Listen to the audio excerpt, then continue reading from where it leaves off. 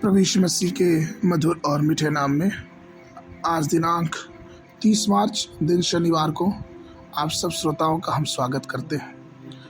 आज के दिन के लिए जो वचन है लिया गया है इब्रानियों की पत्री उसका 2 अध्याय 9 पद।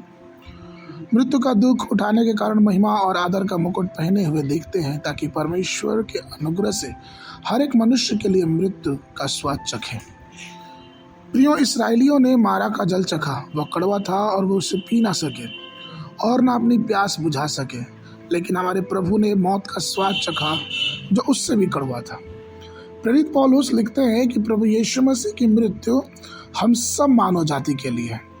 उसने क्रूस पे अपनी जान इसलिए गंवाई कि उसके मारे जाने से हमारा जीवन दासवत अर्थात पाप की गुलामी से छुटकारा मिले।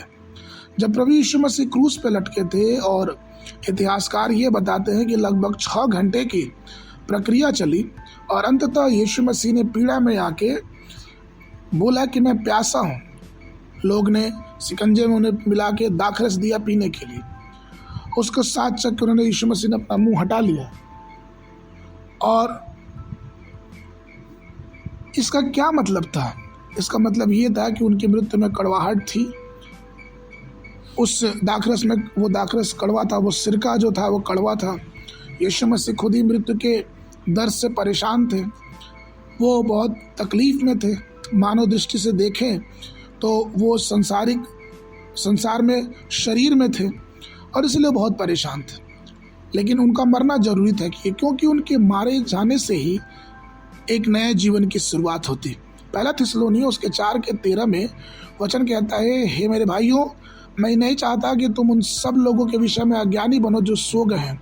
ऐसा ना हो कि तुम औरों के समान शोक करो जिन्हें आशा नहीं।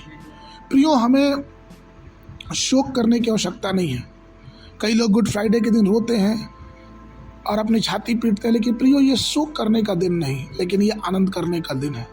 क्योंकि जब तक एक बीज खेत में पड़ के मरता नहीं, वो फल को नहीं लेके आ सकता।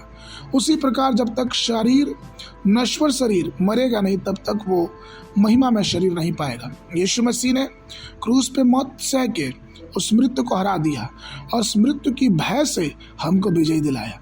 वो विजय इसलिए दिलाया कि वो चाहता है कि उसके लोग भी उस मौत पे विजयी पाए। इसलिए हमें डरने की आवश्यकता नहीं है, क्योंकि प्रभु ने हमारे उस मृत्यु को जीत लिया और अपने लोगों को उस मृत्यु के ऊपर अधिकारी बनाया है। आज के मनन के लिए प्रकाशित वाक्य पुस्तक उसका 1 अध्याय 17 और 18 पद। जब मैंने उसे देखा तो उसके पैरों पर मुर्दा सा गिर पड़ा और उसने मुझ पर अपना दाहिना हाथ रखकर कहा कि मत डर, मैं प्रथम और अंतिम हूँ। मैं मर गया था और अब मैं देख युगान युग जीवित हूँ और मृत्यु और अधलोक की कुंजियाँ मेरे ही पास है। बाइबल अध्ययन के लिए सुबह के समय न्यायों की पुस्तक उसका 9 और 10 अध्याय, शाम के समय लुक्का उसका 5 अध्याय 17 पद से लेके और 39 पद तक। परमेश्वर आप सबको आशीष दे।